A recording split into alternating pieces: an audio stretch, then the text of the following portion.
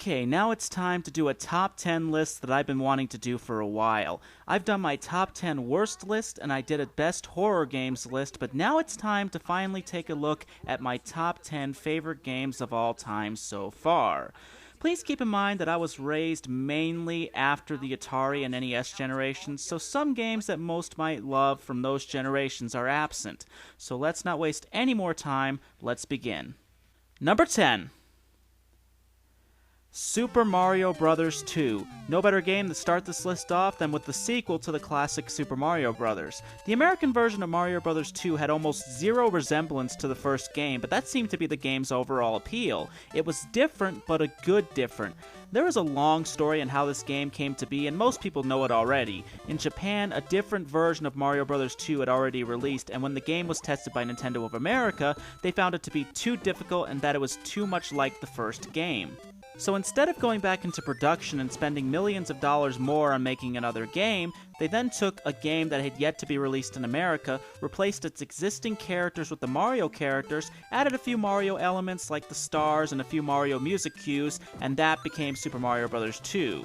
While the idea might sound like it would be doomed to fail, Mario Bros. 2 became one of the most memorable games on the NES lineup and is one of my favorites. This marked the first time that Princess and Toad were playable, and this was the first time that Mario was able to pick up items. It's different, but it's just as classic. It's Super Mario Bros. 2. Number 9. Tony Hawk's Pro Skater 3. To me, Tony Hawk's Pro Skater 3 is still the peak game in this long-running franchise. It took everything that the franchise already was at that point and just made it 10 times better in its debut on the PS2. Everything was bigger and better, and for a lot of fans, this is where the franchise stopped. This is considered the quintessential Tony Hawk game. After this, Neversoft would go in various directions to try to keep the franchise fresh and new, adding in storylines and new types of missions. While those things did keep the franchise going, Tony Hawk's Pro Skater 3 proved that all of those things really aren't needed. Tony Hawk's Pro Skater 3 has the easiest setup. Just complete the missions and you unlock another level. It's that simple. Not just that, but the graphics were amazing and the soundtrack still stands as my favorite from the franchise and is a soundtrack that has yet to be matched by the games that followed. So Tony Hawk's Pro Skater 3 is simply classic in every way. Number 8. Crazy Taxi. Another game with a simple setup. In fact, Crazy Taxi will probably go down as easily the most addicting game ever released on the Dreamcast. Originally an arcade game, Sega took that arcade game and fitted it onto their final console. This game is pretty much just picking up people and taking them to their destinations, and that's it. Granted, you're driving at about 1,000,000 miles per hour and crashing into everything in front of you, but that's the basic setup. There's something about Crazy Taxi that just keeps me coming back to it, and it's the gameplay. It's redundant from start to finish, but it's a good redundant. It's one of those games where you just have fun driving like a madman. The kick-ass music, the simple control design, its insane driving setup, and some really hilarious voice work makes Crazy Taxi an addicting experience. Number 7.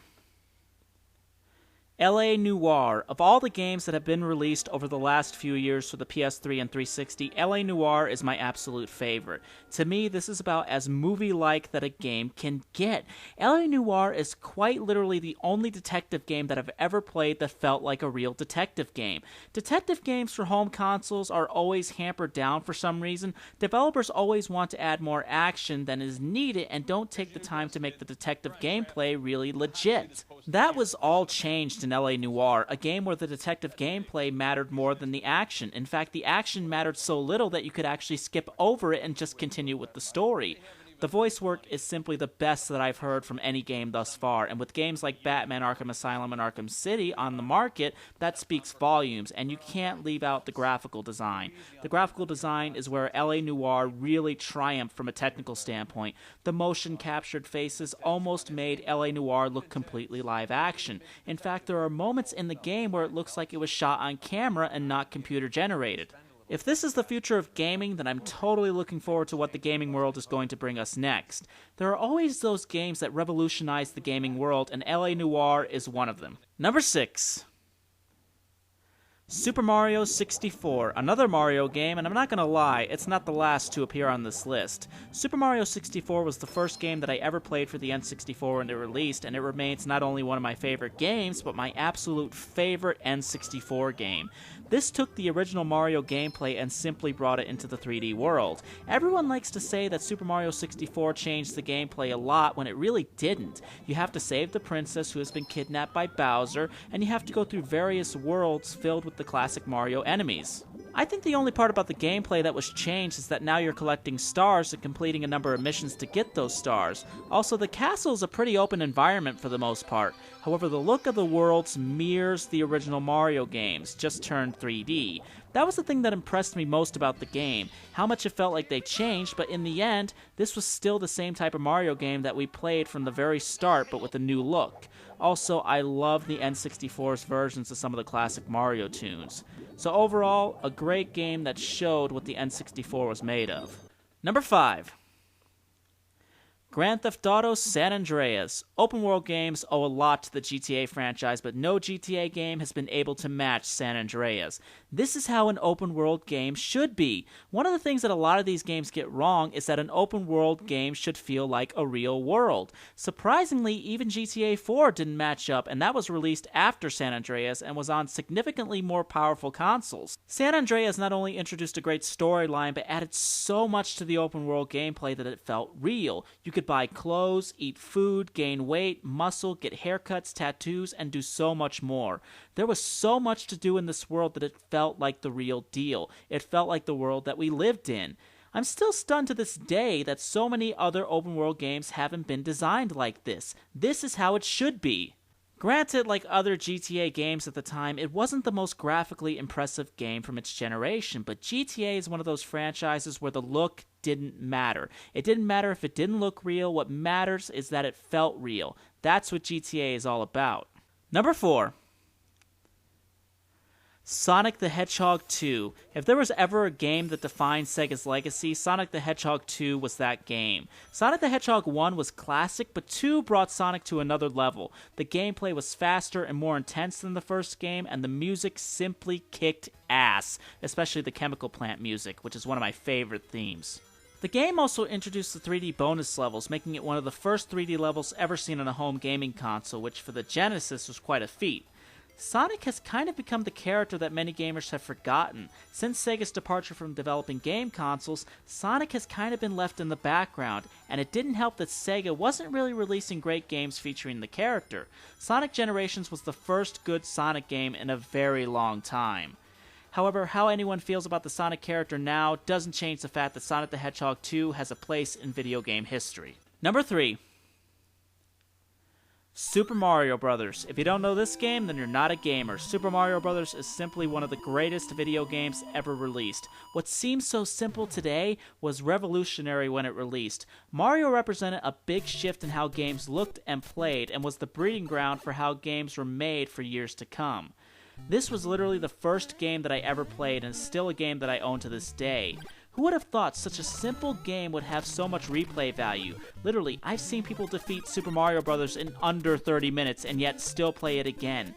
How many games can you say are that addicting?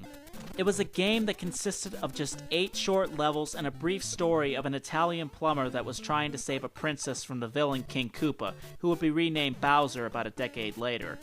If you're looking for a classic NES game to play, you can't go wrong with Super Mario Bros. Number 2. Max Payne. In many ways, Max Payne is just as important in the world of gaming as Mario Bros. Was. Max Payne is considered by many, including me, to be the breeding ground for the video games of today. This game showed just how detailed a video game story could go, about a cop who's out to avenge the murders of his wife and baby. Max Payne was a game that took over 4 years to make, and it was definitely worth the wait. It's a game that I have quite literally played over 1,000 times since its release in 2001. It's that good. Max Payne was one of those games that made you feel like you were watching a really good movie, but it just so happened to be a really good game. What was really interesting about the gameplay was that it was so simple and yet so addicting. All it was shoot everything in front of you, and that was it. Max Payne also introduced bullet time, which has become a staple for the franchise and has inspired so many other games to do the same. Storytelling now means more than ever in the world of gaming, and there have been some great games released with very well told stories, and it's all thanks to Max Payne. And number 1, Super Mario Bros. 3. Yeah, I know it's the 4th Mario game on this list, but what can I say? Mario kicks ass. After the classic Super Mario Bros. 2, it was now up for Nintendo to top themselves, and they did just that with Super Mario Bros. 3. This is and will forever be my favorite video game. Mario Bros. 3 is easily the best NES game in the huge library for the NES. They took the simple concept of Super Mario Bros. 1 and 2 and blew it up for 3. Now instead of 8 short worlds, it was now 8 huge worlds that, if played in order and at a relatively slow pace, could take up to 20 or 30 hours of time, which is insane for a video game, especially on a console that has no save features.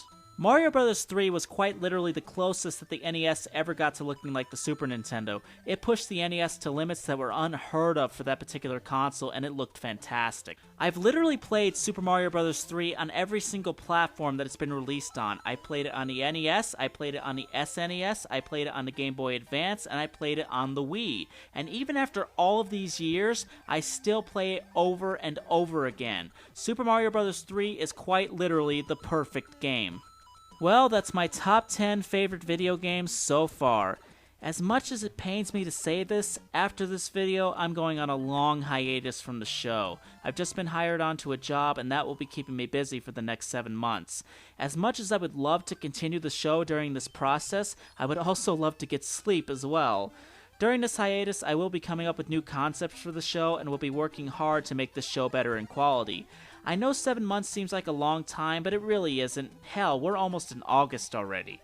My show is definitely not done. I will be back in April of next year, better than ever. So until then, thank you all so much for listening, and I will see you next time.